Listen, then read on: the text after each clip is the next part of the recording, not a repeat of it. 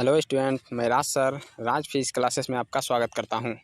तो चलिए आज हम लोग देखने जा रहे हैं प्रकाश का परावर्तन तथा अपवर्तन। इसका ऑब्जेक्टिव देखेंगे और आप लोग ऑब्जेक्टिव जो है आंसर दीजिएगा, ठीक है ना। कमेंट कीजिएगा तो कितना आप लोगों का सही हो रहा है और आप अपना तैयारी को इम्प्रूव कर सकते हैं इससे, ठीक है ना। और बता दें कि एग्ज़ाम में इससे बहुत ज़्यादा क्वेश्चन जो है ना मैच करने वाला है, क्योंकि जो है ये जो है एग्ज़ाम के पर्पज़ से ही बनाया गया है। तो फटाफट आप लोग लाइव जुड़ जाइए और जितने भी अपने फ्रेंड हैं उस सबको भी शेयर किया कीजिए, ताकि जो है वीडियो बनाने में मेहनत भी लगता है। तो आप लोग थोड़ा सा, यदि आप कोई काम अच्छा कर देते हैं मेरे लिए, तो हम ज़रूर है कि आप लोगों के लिए वीडियो लगातार देते रहेंगे, ठीक है ना। क्योंकि देखिए, आपको पता होना चाहिए कि इस वीडियो से हमको कोई बेनिफिट नहीं होने वाला है, ठीक है ना। लेकिन हम चाहते हैं कि आप लोगों का हेल्प हो, इसलिए जो है तो कम से कम आप इतना सा हेल्प तो कर ही सकते हैं कि इसको शेयर कर सकते हैं, ठीक है ना। शेयर कीजिए, बाकी आपकी मर्जी, ठीक है ना। तो चलिए हम लोग पहला क्वेश्चन पे चलते हैं। प्रकाश की किरण गमन करती है, फटाफट बताना है। ए नंबर में है सीधी रेखा में, बी नंबर में है टेढ़ी रेखा में, सी नंबर में है किसी भी दिशा में, या डी नंबर में है इनमें से कोई नहीं। फटाफट आप लोग बताइए। हम पढ़ा भी दिए हैं कि प्रकाश जो है क्या करती है, एक सीधी रेखा में गमन करती है। तो आप लोग जो है ये आंसर कीजिएगा कि प्रकाश सीधी रेखा में गमन करती है। किस रेखा में? सीधी रेखा में। तो हम पढ़ा भी दिए हैं, और जो नहीं देखे हैं वो ऑप्टिक्स, हम लोग जो प्रकाश का परावर्तन पढ़े हैं तो उसमें से जाके आप लोग प्लेलिस्ट से देख सकते हैं, ठीक है ना। तो नेक्स्ट क्वेश्चन पे हम लोग चलते हैं। प्रकाश का वेग न्यूनतम होता है। आप लोग फटाफट कमेंट कीजिए, स्पीड से कमेंट कीजिए। प्रकाश का वेग न्यूनतम किस में होता है? पहला निर्वात में, बी नंबर जल में, सी नंबर वायु में और डी नंबर कांच में। तो याद रखना है, जिसका घनत्व जितना ज़्यादा होता है उसमें प्रकाश का वेग क्या हो जाता है, उतना ही कम हो जाएगा। जैसे हम लोग देखते हैं यहाँ पे, तो सघन कौन है? सघन कांच है, तो इसलिए कांच में जो प्रकाश का वेग क्या होगा? कम होगा। नेक्स्ट क्वेश्चन पे हम लोग चलते हैं। मोटर गाड़ी के चालक के सामने कौन सा जो है ना दर्पण लगा होता है? तो आप लोग फटाफट बताइए कि मोटर गाड़ी जो है चालक है, तो यदि हम बात करते हैं इस तरह हेडलाइट में प्रयोग करता है, ठीक है ना। तो मोटर गाड़ी का जो चालक है उसके हेडलाइट के सामने जो है इस तरह का कौन सा जो है ना दर्पण लगा होता है? तो ए नंबर है समतल दर्पण, बी नंबर है उत्तल दर्पण, सी नंबर है अवतल दर्पण और डी नंबर में है उत्तल लेंस। तो फटाफट आंसर कीजिए। तो इसका आंसर हो जाएगा सी। इसका आंसर हो जाएगा सी, अर्थात हो जाएगा अवतल दर्पण का प्रयोग करता है, ठीक है। नेक्स्ट क्वेश्चन पे हम लोग चलते हैं। मोटर कार के हेडलाइट में किसका प्रयोग होता है? तो फटाफट बताइए। मोटर कार के हेडलाइट में भी जो है बात करें तो ये अवतल दर्पण का ही प्रयोग होता है, ठीक है ना। अवतल दर्पण का प्रयोग होता है। नेक्स्ट क्वेश्चन, पिछले क्वेश्चन में हम लोग देख रहे हैं थोड़ा सा, मोटर गाड़ी चालक के सामने वही होगा, ठीक है ना। दोनों एक ही है, एक ही जैसा है दोनों। तो नेक्स्ट क्वेश्चन पे हम लोग चलते हैं। समतल दर्पण द्वारा बना प्रतिबिंब कैसा होता है? तो हम लोग जो है ये पूरा डिटेल से देख चुके हैं कि समतल दर्पण, कोई भी समतल दर्पण है, समतल दर्पण के द्वारा बना प्रतिबिंब कैसा होता है। फटाफट आप लोग कमेंट कीजिए, ठीक है ना, कि समतल दर्पण कोई जो है वस्तु का जो है प्रतिबिंब बनाता है तो वो कैसा बनाता है। हम लोग इसमें देख चुके हैं समतल दर्पण के द्वारा। तो फटाफट आप लोग जो है कमेंट कीजिए। ए नंबर वास्तविक होगा, बी नंबर काल्पनिक होगा, सी नंबर दोनों, या डी नंबर इनमें से कोई नहीं। तो याद रखना कि समतल दर्पण के द्वारा बना प्रतिबिंब कैसा होता है? काल्पनिक होता है। तो हम जो है ये बता चुके हैं पिछले वीडियो में, समतल दर्पण का पूरा गुण बता चुके हैं, ठीक है। नेक्स्ट क्वेश्चन पे हम लोग चलते हैं कि लेंस की क्षमता का ऐसा मात्रक क्या होता है? तो याद रखना है, ए नंबर ऑप्शन है डायोप्टर, दो नंबर में है, बी नंबर में ल्यूमेन, सी नंबर में लक्स और डी नंबर में है एंगस्ट्रम। तो क्या हो जाएगा? तो याद रखना इसमें डायोप्टर हो जाएगा। क्या होगा? डायोप्टर। इसको डी से सूचित करते हैं, ठीक है। तो याद रखना लेंस की क्षमता, लेंस की क्षमता किसको कहते हैं? तो हम लोग किसी भी लेंस की जो क्षमता कहते हैं वह फोकस दूरी का क्या होता है? उल्टा होता है। याद रखना, इस पर न्यूमेरिकल भी आता है। लेंस की क्षमता जो है, सॉरी, फोकस दूरी का होता है, ठीक है ना। तो एक मिनट, लेंस की जो क्षमता होती है, ठीक है ना, पी जो होता है, पी बराबर होता है 1/f, ठीक है ना। याद रखना 1/f होता है। ये फार्मूला इंपॉर्टेंट है और इसी को जो है हम लोग डायोप्टर कहते हैं। ये जो 1 होता है यहाँ पे, ये मीटर में होता है। याद रखना ये किस में होता है? मीटर में होता है। यहाँ पे ये भी मीटर में होता है। ऐसे 1 को मीटर नहीं बोले तो यहाँ पे मीटर लेंगे। यदि ये जो है यहाँ पे सेंटीमीटर है तो उसको 100 सेंटीमीटर लेंगे। याद रखना है, ठीक है। नेक्स्ट क्वेश्चन पे चलते हैं। तो इसका आंसर क्या बताएंगे? डायोप्टर हो जाएगा, ठीक है। नेक्स्ट क्वेश्चन पे हम लोग चलते हैं। तो फटाफट आप लोग कमेंट भी कीजिए और अपने फ्रेंड के पास शेयर भी कर दीजिए, ठीक है। लेंस की क्षमता का ऐसा ही मात्रक क्या होता है? तो जस्ट अभी बताए थे, शायद रिपीट हो गया क्या? सॉरी, रिपीट हो गया है, तो आप लोग याद रखिएगा ये डायोप्टर ही होगा। नेक्स्ट क्वेश्चन पे हम लोग चलते हैं कि प्रकाश की किरणों का पथ दर्शाने वाले जो है चित्रों को क्या कहते हैं, प्रकाश का जो पथ दर्शाता है उस चित्र को क्या कहते हैं। तो ये हम डिटेल में पढ़ाए हुए हैं, ठीक है ना। प्लेलिस्ट जाके देखिए, उसमें आपको मिल जाएगा कि प्रकाश के किरण के पथ को दर्शाने वाले को क्या कहते हैं। पहला नंबर किरण आरेख कहते हैं या फोकस कहते हैं, किरण पुंज कहते हैं, इनमें से सभी। तो इसका आंसर क्या हो जाएगा, इसका आंसर हो जाएगा किरण आरेख, ठीक है ना। हम बताए थे कि जो है प्रकाश जो है ना, किसी भी प्रकाश के दिशा में जो हम लोग रेखा खींचते हैं वही किरण हो जाता है, ठीक है। नेक्स्ट क्वेश्चन है 2D क्षमता वाले लेंस का फोकसांतर कितना होता है। 2D क्षमता वाले लेंस का फोकसांतर क्या होगा। तो अभी जस्ट हम बताए जो है 2D क्षमता है तो फोकसांतर पूछ रहा है, तो P बराबर हम लोग अभी एक फार्मूला देखे 1/f होता है, ठीक है ना। तो P बराबर यहाँ 2D दिया है, देखिए 2D दिया है और 1/f दिया है, तो 1/f लिख लेंगे। और यदि हम इधर से जो है ये D हटा दें तो f बराबर लाएंगे, f बराबर, तो इसको जो है इधर लाना है, ठीक है ना। ये 2 कहाँ आएगा, f के जगह f चले जाएगा 2 के जगह, ठीक है। तो f बराबर कितना हो जाएगा 1/2 होगा, 1/2। अब 1 हम बोले थे कि ये जो है मीटर में होता है, तो मीटर में होता है तो 1/2 करेंगे तो क्या होगा, आधा मीटर होगा। आधा मीटर मतलब हो जाएगा 0.5 मीटर, ठीक है। 0.5 मीटर को यदि हम जो है सेंटीमीटर में बदलें तो क्या हो जाएगा 50 सेंटीमीटर होगा, 100 से गुना कर देंगे तो 50 सेंटीमीटर। तो आंसर क्या हो जाएगा डी नंबर, ठीक है ना। ये इस तरह का क्वेश्चन पूछा जाता है एग्जाम में। नेक्स्ट क्वेश्चन पे हम लोग चलते हैं कि किसी उत्तल लेंस का फोकसांतर यदि 50 सेंटीमीटर है। अब देखिए यहाँ फोकसांतर बोल रहा है तो हम लोग को यहाँ क्या बोल रहा है, क्षमता ज्ञात करें। तो P बराबर देखिए P बराबर क्या होता है, P बराबर 1/f होता है। तो यहाँ बोल रहा है कि फोकसांतर 50 दिया है, मतलब नीचे 50 है, नीचे 50 है। यदि सेंटीमीटर में तो ऊपर क्या हो जाएगा, ऊपर 100 सेंटीमीटर लेंगे, ठीक है ना। अभी जस्ट बताए तो ऊपर 100 सेंटीमीटर लेंगे, सेंटीमीटर से सेंटीमीटर खत्म हो जाएगा। अब 50 दूनी कितना हो जाएगा 100 हो जाएगा। तो याद रखना ये 2 हो गया। अब P का मात्रक होता है डायप्टर, तो याद रखना 2D। लेकिन यहाँ उत्तल लेंस है तो उत्तल लेंस में प्लस में होता है, याद रखना। उत्तल लेंस का फोकस दूरी जो होता है वो धनात्मक होता है। नेक्स्ट क्वेश्चन पे हम लोग चलते हैं, प्रकाश के किरणों के समूह को क्या कहते हैं। तो ये हम पढ़ा चुके हैं, प्रकाश के किरणों के समूह को क्या कहते हैं। पहला नंबर प्रकाश स्रोत कहते हैं, प्रकाश स्रोत कहते हैं या किरण पुंज कहते हैं या प्रदीप्त कहते हैं या प्रकीर्णन कहते हैं। फटाफट आप लोग जो है कमेंट कीजिए आंसर को, ठीक है ना। जितने भी जुड़े हैं तो आप लोग कमेंट करते रहिए। और वीडियो के लास्ट में जो है आप जब वीडियो अपलोड हो जाए तो उस समय जो है आप लोग बताइएगा कि आप लोगों का जो वीडियो के नीचे कि कितना सही हो रहा है। आप लोग अपना कमेंट एकदम सही बताइएगा, ठीक है ना, कोई जो है गलती नहीं बताइएगा। तो प्रकाश के किरणों के समूह को क्या कहते हैं, प्रकाश जो है किरण पुंज कहते हैं। याद रखना प्रकाश के किरणों के समूह को क्या कहते हैं, किरण पुंज कहते हैं। नेक्स्ट क्वेश्चन है कि उत्तल लेंस की क्षमता कैसी होती है। तो अभी जस्ट बताए तो ठीक है, आप लोग कमेंट कीजिए क्या होगा। ए होगा ऋणात्मक, बी नंबर धनात्मक, या इनमें से दोनों है या इनमें से कोई नहीं है। तो अभी जस्ट बताया कि उत्तल लेंस का जो क्षमता है वो हमेशा धनात्मक होता है। क्यों, क्योंकि उत्तल लेंस का जो एफ होता है, जो फोकस दूरी है, यही पॉजिटिव होता है। याद रखना यही जो है पॉजिटिव होता है, इसीलिए उत्तल लेंस का क्षमता क्या हो जाएगा, धनात्मक होगा। नेक्स्ट क्वेश्चन पे हम लोग चलते हैं। नेक्स्ट क्वेश्चन है कि अवतल लेंस की क्षमता कैसी होगी। तो अवतल लेंस का क्षमता जो है ऋणात्मक होगा। क्यों, क्योंकि अवतल लेंस की फोकस दूरी जो है एफ बराबर ये निगेटिव होता है। याद रखना अवतल लेंस की फोकस दूरी निगेटिव होगी, तो इसलिए जो है ये क्या हो जाएगा, ये जो है ऋणात्मक होगा। याद रखना क्या होगा, ऋणात्मक होगा। नेक्स्ट क्वेश्चन पे हम लोग चलते हैं। नेक्स्ट क्वेश्चन है कि उत्तल लेंस को क्या कहते हैं। याद रखना उत्तल लेंस को हम लोग क्या कहते हैं। पहला अभिसारी, दूसरा द्वितल, तीसरा अपसारी, चौथा इनमें से कोई नहीं। तो क्या हो जाएगा, उत्तल लेंस को हम लोग कहते हैं अभिसारी लेंस, याद रखना, और अवतल को कहते हैं अपसारी लेंस, याद रखना है, ठीक है ना। नेक्स्ट क्वेश्चन पे हम लोग चलते हैं, अवतल लेंस को क्या कहते हैं। तो अभी जस्ट बताए अवतल लेंस को क्या कहते हैं, आप लोग कमेंट कीजिए। अवतल लेंस को क्या कहते हैं, तो अपसारी लेंस कहते हैं। अवतल लेंस को क्या कहते हैं, अपसारी। तो सी नंबर हो जाएगा इसका आंसर, ठीक है। नेक्स्ट क्वेश्चन पे हम लोग चलते हैं, निम्न में से कौन सा पदार्थ लेंस बनाने के लिए प्रयुक्त नहीं किया जाता। याद रखना लेंस क्या होता है, हम लोग जानते हैं कि लेंस जो है क्या होता है, पारदर्शी होता है, ठीक है ना। पारदर्शी माध्यम से जो है दो निश्चित ज्यामितीय सतह से घिरा होता है, उसी को हम लोग लेंस कहते हैं, ठीक है। लेकिन ये लेंस क्या होता है, पारदर्शी, मतलब इस पार से उस पार दिखाई देगा। तो इसमें जल का प्रयोग कर सकते हैं क्योंकि इसमें ये भी पारदर्शी होगा। कांच का भी उपयोग कर सकते हैं। प्लास्टिक भी देखिए सादा वाला होता है, लेकिन क्या मिट्टी पारदर्शी होगा, नहीं होगा, इसलिए मिट्टी का हम लोग प्रयोग नहीं करेंगे। तो ऑप्शन हो जाएगा डी, ठीक है। ऑप्शन क्या हो जाएगा, डी। याद रखना इसका आंसर डी हो जाएगा। नेक्स्ट क्वेश्चन पे हम लोग चलते हैं।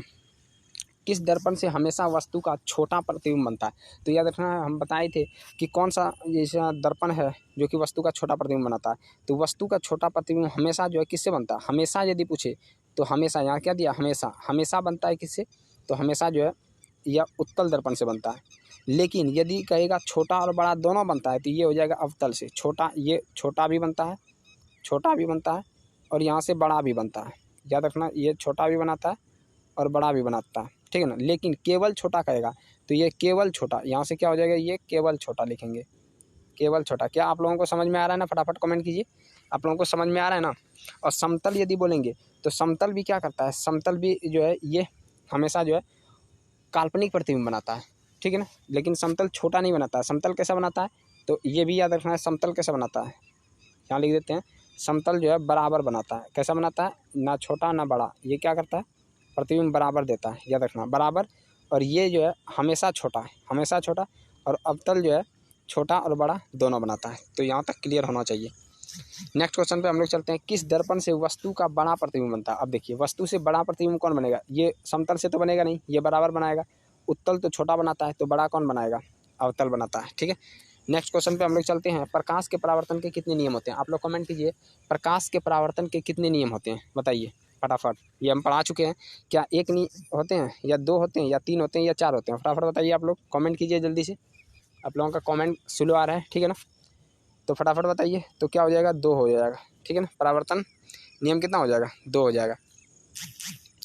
नेक्स्ट क्वेश्चन हम लोग चलते हैं नेक्स्ट क्वेश्चन पे, जब प्रकाश की किरण हवा से कांच में जाएगा। देखिए, जब प्रकाश की किरण हवा से कांच में, यदि हम बोल दें कि इस तरह का माध्यम है, ठीक है, ये कांच वाला माध्यम मान लेते हैं, ये कांच वाला माध्यम है, ठीक है ना। ये कांच वाला क्या है, एक मिनट, ये मान लेते हैं कांच वाला कोई माध्यम है, ठीक है। तो कांच वाला माध्यम है और ये हवा है, याद रखना, ये क्या है, हवा है। तो ऊपर में हवा है, जब ये यहाँ से प्रकाश की किरण जाएगी, ठीक है, प्रकाश की किरण जैसे प्रवेश करेगी तो ये अपने पथ से क्या होगा, विचलित हो जाएगा। विचलित होगा, जाना चाहिए इसको इधर, लेकिन ये अपने पथ से विचलित हो जाता है, ठीक है। और अभिलंब की ओर मुड़ गई। देखिए, अभिलंब की ओर क्या हो गई, मुड़ गई, इसलिए ये क्या हो जाता है, अभिलंब की ओर मुड़ता है। तो याद रखना, इसका आंसर क्या हो जाएगा, बी नंबर होगा, ठीक है ना, बी नंबर हो जाएगा। तो ये विरल से सघन में जा रही है। विरल से सघन में जब जाती है, देखिए, हवा से जो है कांच में जाएगी, मतलब विरल से सघन में जाएगी, तो वह अविलंब की ओर मुड़ जाएगी, ठीक है। नेक्स्ट क्वेश्चन पे हम लोग चलते हैं। नेक्स्ट क्वेश्चन है कि फोटोग्राफी कैमरा का अविदृश्यक लेंस, अविदृश्यक होता है कौन सा। तो फोटोग्राफी जो कैमरा होता है, तो उसका जो लेंस होता है वो किसका होता है, वो कौन सा लेंस होता है, उत्तल होता है, अवतल होता है, या उत्तल दर्पण होता है। तो पहले तो ये दो ऑप्शन कट जाएगा। आप लोग कमेंट कीजिए फटाफट कि इन दोनों लेंस में कौन सा लेंस होता है, ठीक है। तो इसका आंसर क्या हो जाएगा, ए नंबर हो जाएगा, उत्तल लेंस, ठीक है ना। क्या हो जाएगा, उत्तल लेंस। नेक्स्ट क्वेश्चन पे हम लोग चलते हैं कि साइड मिरर के रूप में जो है प्रयुक्त होता है। फटाफट बताइए आप, साइड मिरर के रूप में हम लोग किसका प्रयोग करते हैं, अवतल दर्पण का या उत्तल दर्पण का या उत्तल लेंस का या प्रिज्म का, फटाफट बताइए। आप लोग कमेंट कीजिए जल्दी से जल्दी, ठीक है ना। तो कैसा लग रहा है आप लोगों को, वीडियो समझ में आ रहा है ना, क्या आप लोगों को समझ में आ रहा है, फटाफट कमेंट कीजिए, ठीक है। तो ये आंसर क्या हो जाएगा, साइड मिरर जो है प्रयुक्त होता है साइड मिरर के रूप में कौन सा, तो उत्तल दर्पण का। क्वेश्चन हम ये भी पूछ सकता है कि साइड मिरर में उत्तल दर्पण का हम लोग प्रयोग क्यों करते हैं। तो कारण देखिए, क्योंकि उत्तल दर्पण जो होता है ना, ये वस्तु का क्या करता है, छोटा प्रतिबिंब बनाता है। सबसे पहला बात, छोटा बनाता है। और क्या करता है, ये जो इसका विस्तृत क्षेत्र, उत्तल दर्पण का जो विस्तृत क्षेत्र, जो क्षेत्र होता है, ये काफ़ी विस्तृत होता है। मतलब दृष्टि क्षेत्र जो इसका होता है, देखने का क्षमता, ये काफ़ी विस्तृत होता है। इसलिए इसका जो है हम लोग प्रयोग करते हैं साइड मिरर के रूप में। अर्थात जैसे हम लोग देखते हैं कि कोई जो है ना मोटरसाइकिल है, मोटरसाइकिल में जो दर्पण होता है, वो दर्पण कौन सा होता है, वही उत्तल दर्पण है, ठीक है ना। क्यों, क्योंकि जो है ना मोटरसाइकिल के पीछे मान लीजिए कि बहुत सारा जो है ना गाड़ी है, उसको देखना है तो छोटा प्रतिबिंब बना के पूरा स्पष्ट दिखाता है, साफ दिखाता है, इसलिए इसका दृष्टि क्षेत्र क्या बोलते हैं, बड़ा होता है। नेक्स्ट क्वेश्चन पे हम लोग बात करते हैं कि एक अवतल दर्पण की फोकस दूरी यदि 10 सेंटीमीटर है, ठीक है, तो उसकी वक्रता त्रिज्या क्या होगी। तो हम लोग क्या जानते हैं कि एफ बराबर जो होता है, एफ बराबर आर जो होता है, देखिए आर बराबर एफ बराबर क्या होता है, R/2 होता है। तो हम लोग कहेंगे 2 जो है, सॉरी, आर बराबर क्या हो जाएगा, ये आर बराबर क्या होगा, 2F हो जाएगा। तो यदि यहाँ पे दिया है कि एफ बराबर 10 सेंटीमीटर है, तो आर क्या होगा, 2 गुना 10, 2 गुना 10 अर्थात क्या हो जाएगा, 20। तो 20 सेंटीमीटर यहाँ क्या बोलेंगे, 20 सेंटीमीटर हो जाएगा। नेक्स्ट क्वेश्चन पे हम लोग चलते हैं। क्या यहाँ तक समझ में आ रहा है ना, न्यूमेरिकल भी दे दिए हैं ताकि इस तरह का एग्जाम में पूछा जाता है, ठीक है। नेक्स्ट क्वेश्चन पे हम लोग चलते हैं। निर्गत किरण और अभिलंब किरण के बीच बना कौन क्या कहलाता है? तो देखिए, क्या आपतन कौन कहलाएगा, परावर्तन कहलाएगा, निर्गत कहलाएगा, या जो इनमें से कोई नहीं? तो सिंपल सा बात है, क्या हो जाएगा बताइए? निर्गत किरण बोल रहा है, तो निर्गत किरण के बीच जो बनेगा, निर्गत कौन बनाएगा? ये भी हो सकता है कि ना, आपतन किरण और निर्गत किरण, ठीक है ना। ऐसे निर्गत कौन नहीं बनाएगा? देखिए, जैसे मान लेते हैं कि ये हो गया, मिटाते हैं इसको पहले, ये हो गया। निर्गत किरण का मतलब क्या हो जाएगा? ये बाहर जो निकल रहा है, ऐसे निर्गत कौन ही हो जाएगा, ठीक है ना, चल जाएगा। देखिए यहाँ पे निर्गत कौन बना रहा है, ठीक है ना, तो ये हो जाएगा लगभग सी नंबर, ठीक है ना। तो याद रखना है, यदि इसमें कोई डाउट होगा तो फिर जो है हम लोग चेक कर लेंगे बाद में, ठीक है ना। आप लोग जो है आंसर कीजिए फटाफट। नेक्स्ट क्वेश्चन पे हम लोग चलते हैं कि सरल सूक्ष्मदर्शी में किसका प्रयोग होता है? तो फटाफट बताइए। सरल सूक्ष्मदर्शी, तो सूक्ष्मदर्शी पढ़े होंगे, उसमें क्या होता है? लेंस का प्रयोग होता है। तो कौन सा लेंस लगता है उसमें?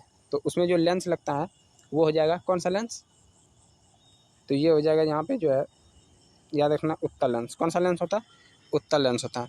नेक्स्ट क्वेश्चन पे हम लोग चलते हैं कि जो है किस लेंस के द्वारा सिर्फ काल्पनिक प्रतिबिंब बनता है? तो याद रखना, देखिए, काल्पनिक प्रतिबिंब बनता है वनली जो है किस लेंस के द्वारा काल्पनिक प्रतिबिंब बनता है? तो इसका आंसर क्या हो जाएगा? आप लोग कमेंट कीजिए। ए नंबर उत्तल, बी नंबर अवतल, सी नंबर बाईफोकल, और डी नंबर इनमें से कोई नहीं। तो फटाफट बताइए। देखिए, इसमें हम लोग देखे थे कि जो है वहाँ पे अवतल दर्पण था, तो दर्पण क्या किया था? बड़ा और छोटा प्रतिबिंब बनाया था। लेकिन यहाँ जो उत्तल लेंस है, ये बड़ा और छोटा प्रतिबिंब बनाता है, और ये काल्पनिक और वास्तविक दोनों बनाता है। तो यहाँ पे जो है लेंस पूछा है काल्पनिक, वनली काल्पनिक पूछ रहा है, सिर्फ काल्पनिक बोल रहा है, तो सिर्फ काल्पनिक यहाँ पे बनाता है अवतल लेंस, ठीक है ना। तो याद रखना, अवतल लेंस इसका आंसर हो जाएगा। और यदि बोलेगा काल्पनिक और वास्तविक दोनों, तो यहाँ उत्तल होगा। काल्पनिक और वास्तविक दोनों, तो ये उत्तल। और वनली जो है काल्पनिक बोल रहा है, तो जो है अवतल हो जाएगा। नेक्स्ट क्वेश्चन पे हम लोग चलते हैं। प्रकाश परावर्तन के नियम से निर्धारित होता है। परावर्तन के नियम से क्या निर्धारित होता है? तो परावर्तन के नियम से निर्धारित होता है, फटाफट आप लोग कमेंट कीजिए। क्या आपतन कौन बराबर हो जाएगा परावर्तन कौन, या परावर्तन कौन बराबर अपवर्तन कौन, या आपतन कौन बराबर विचलन कौन, या इनमें से कोई नहीं? फटाफट आप लोग कमेंट कीजिए, तो क्या होगा? चलिए, आपका टाइम खत्म हो गया, आप लोग फटाफट कमेंट किया कीजिए, ठीक है ना। तो देखिए, इसमें हम लोग परावर्तन के नियम में पढ़े थे, दूसरा नियम क्या पढ़े थे कि आपतन कौन बराबर परावर्तन कौन होता है, यही पढ़े थे, ठीक है ना। देखिए, अपवर्तन कौन जो यहाँ दिया है, ये कहाँ होता है? ये होता है जो है जब हम लोग प्रकाश का अपवर्तन पढ़ेंगे, लेकिन ये परावर्तन का नियम दिया है, तो परावर्तन में हो जाएगा। नेक्स्ट क्वेश्चन जो है काल्पनिक प्रतिबिंब होता है। काल्पनिक प्रतिबिंब कैसा होता है? तो हम जो है पूरा डिटेल जो है आप लोगों को पढ़ा चुके हैं, ठीक है ना। जो नहीं देखे हैं वो प्लेलिस्ट जाके देखिए, ठीक है ना। तो प्लेलिस्ट में जो है चैनल पे जाइए, वहाँ प्लेलिस्ट मिल जाएगा, उसमें जो है आपको मिल जाएगा। तो किरण आरेख का है क्वेश्चन, ठीक है ना। तो किरण आरेख में काल्पनिक प्रतिबिंब जो बनाता है वो हमेशा क्या होता है? वो हमेशा सीधा होता है। ये हम पूरा डिटेल बताए हैं, ठीक है ना। और उल्टा कौन होता है? जो वास्तविक बनाता है, ठीक है। तो याद रखना, इसका आंसर हो जाएगा ए नंबर। नेक्स्ट क्वेश्चन पे बात कर रहे हैं कि लेंस में मुख्य फोकस की संख्या कितनी होती है? लेंस में मुख्य फोकस की संख्या कितनी होती है? तो लेंस में मुख्य फोकस कितना हो जाएगा?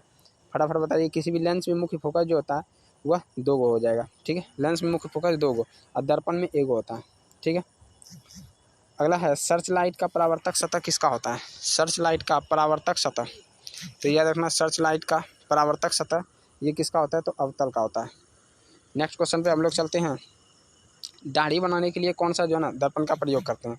तो दाढ़ी बनाने के लिए देखिए, यहाँ समतल हम लोग देखने के लिए प्रयोग करते हैं, ठीक है ना।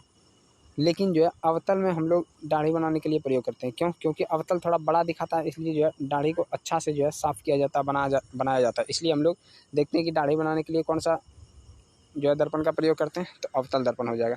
नेक्स्ट क्वेश्चन पे चलते हैं हम लोग कि एक उत्तल लेंस की जो है क्षमता 1 डायोप्टर है, तो उसकी फोकस दूरी क्या होगा? तो आप लोग जो है ये बना के दिखाइएगा। देखिए, इस कैसे बनेगा? P बराबर 1/f। यहाँ बोल रहा है कि 1 डायोप्टर इसका क्षमता ओनली 1 है, और यहाँ पे दिया है 1/f। तो क्रॉस मल्टीप्लिकेशन करेंगे तो क्या निकलेगा? f बराबर 1 निकलेगा। तो 1 क्या हो गया? मीटर। और यदि यहाँ सेंटीमीटर में दिया है तो क्या हो जाएगा? 100 सेंटीमीटर। लेकिन अब देखना है कि प्लस होगा या माइनस होगा। तो उत्तल लेंस है, उत्तल लेंस का फोकस दूरी धनात्मक होता है, इसलिए आंसर क्या हो जाएगा? Plus 100 centimetre. तो ये क्लियर रखना है, ठीक है ना। तो चलिए, आज हम लोग जो है यहीं तक किए। तो आप आप लोग बताइए कि वीडियो कैसा लगा, ठीक है ना।